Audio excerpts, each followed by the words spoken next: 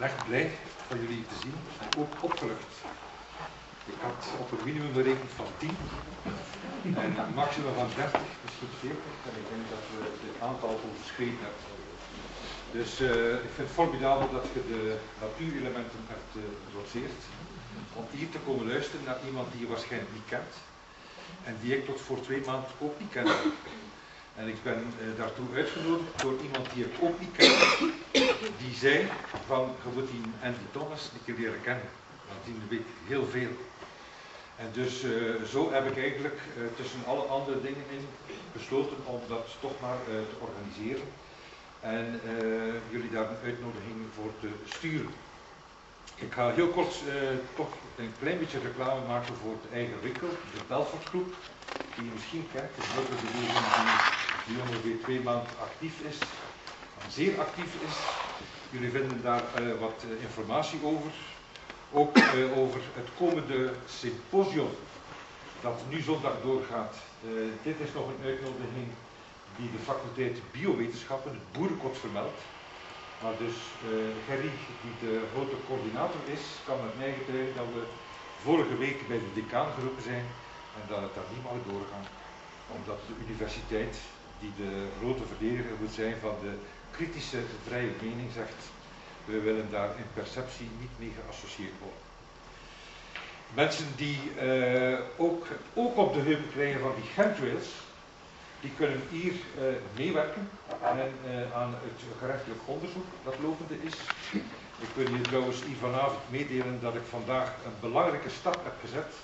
Ik heb een brief geschreven, aangetekend met ontvangstmelding naar de procureur-generaal des Konings, meneer Sabbe, om te zeggen in verband met een parkeerboete die nog een beetje was blijven slingeren, dat ik die niet ga betalen. Ik ga dat niet betalen. En ik heb dat verantwoord waarom ook. Ik heb de afgelopen jaren tientallen PV's laten opmaken in verband met de schande hierboven. Daar is niets, niente, nothing, nada, zero reactie op gekomen. Ik heb een paar keren gevraagd via mijn relaties die ik nog heb, om een keer een gesprek te mogen hebben met de meneer procureur-generaal. Al was het maar 5 minuten. Er is nooit op ingegaan. En dan vind ik dat er een te grote rechtsvaardigheidsdiscrepantie is tussen enerzijds de bijna automatische koele kilheid waarmee wij allemaal worden geobserveerd door die camera's en dat we worden geflitst en dat we de boete moeten betalen en de totale laksheid en gebrek aan actie in verband met de schande die vele dagen boven onze hoofden een aanslag betekent op de natuur, op de dieren en op onze gezondheid. Ik ben dus benieuwd wat dat gaat betekenen. Jeroen heeft mij verwittigd dat het tarief maal 7 kan gaan. Ja, ik heb het ook vorig jaar meegemaakt. Ja, maar het is mij, ik zal zien hoe lang dat ik, hoe koppig zal blijven. Maar het is natuurlijk vooral de symbolische daad van burgers die zeggen, nu is het gedaan. En wij pikken dit niet meer en we geven een duidelijk signaal aan de overheid dat zij moeten veranderen. Of dat wij dingen gaan doen die heel ambetant voor hen kunnen zijn. Maar daarvoor zit je niet gekomen. You all came to see and to hear and to get acquainted with this gentleman. I didn't know him. I got to know him this afternoon as he arrived together with his lovely wife, Helen, Mr. Andy Thomas. And Andy Thomas is a legend, I should say. He's a real authority on something that we all value very much, the truth. The only truth and nothing but the truth. Until 10 years ago, I thought I knew the truth. I thought that what was learned to me, that what was said to me was the truth. Then I began to change and began to realize that the real truth was the opposite of what was said in the papers and the mainstream media and so on. And he's Mr. Truth. He's a professional truth seeker. And he has a lot of qualities and a lot of things he has done. He's a writer of more than 7 books. Also on the crop circle phenomenon, and it's considered as the best work on this subject. He is the founder of Vital Science Publishing. So this is a firm who publishes books. You know probably the book of Jeff String, 2001 and Beyond, and that's he's the producer of that. He's also the founder of the Changing Time organization. I think it's a kind of Belfort Group, but then in Sussex, in England. He made numerous appearances in television and radio shows, and he gives lectures all over the world. America, Asia, Peru, Australia, Holland. But, ladies and gentlemen, now, for the first time in his career, he's gone to the peak. Yes, he's going to teach us about the real food and the way it was hidden and kept from us. Ladies and gentlemen, here in Belgium for the first time, the one and only Mr. Andy Thomas.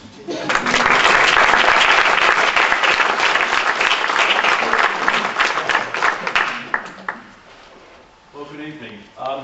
I apologise that I can't speak in your language, so I hope that your grasp of English is enough to get the idea of what I'm going to talk about. And what I want to speak to you about this evening is something that's on many people's minds. And I can't speak for how things are here in Belgium, but back in Britain, there is a lot of concern with the way the world is, with what we're told, and how we're told it. And there's a growing feeling amongst many, many people that the way the world is presented to us is not really as it is.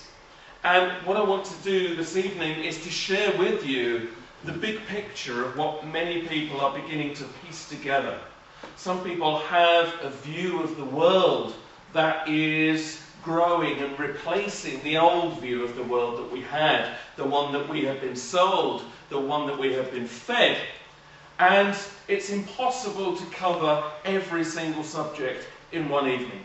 But I hope that we're going to try to present here an overview, an idea of what it is that now is firing people up to think about the world in a new way.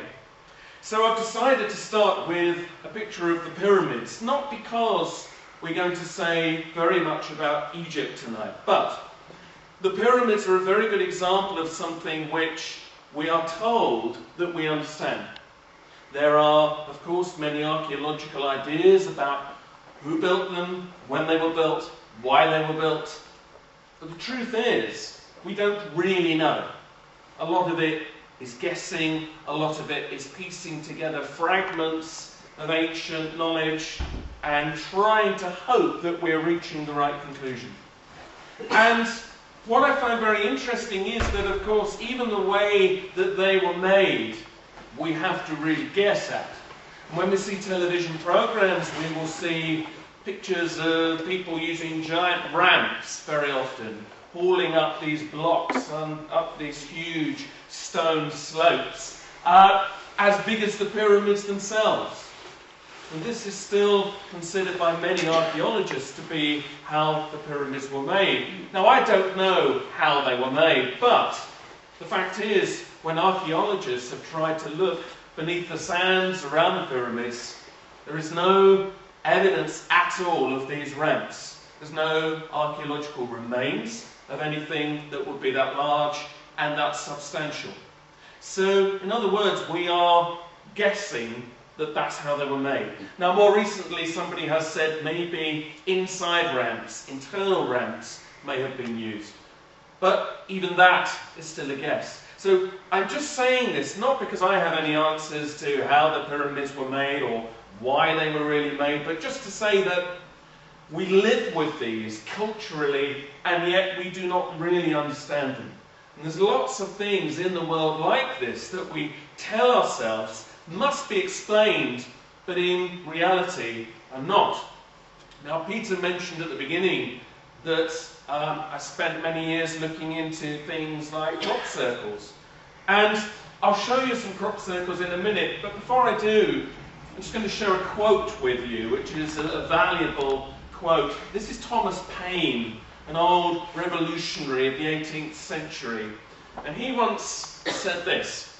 He once said, "The long act of not thinking a thing wrong gives it a superficial appearance of being right." And to translate that more clearly, we get used to things being offered as the right answer, not because it is the right answer, but just because we are told it is so many times. And that was a good observation. And that was never more true than something like the crop circles. We live with various mysteries all around us, and this is something which has been going on for many years. And I'm not going to say too much about this tonight, but there are records of crop circles going back to the 1600s. We have photographs from 1932, and we know that crop circles have been appearing across the decades ever since. We have astonishing evidence. The patterns are huge. Geometrically, they are very complex. We have eyewitnesses, people who have watched crop circles appearing in front of their eyes in seconds. Strange lights are very often seen coming down from the sky into the fields where they are found.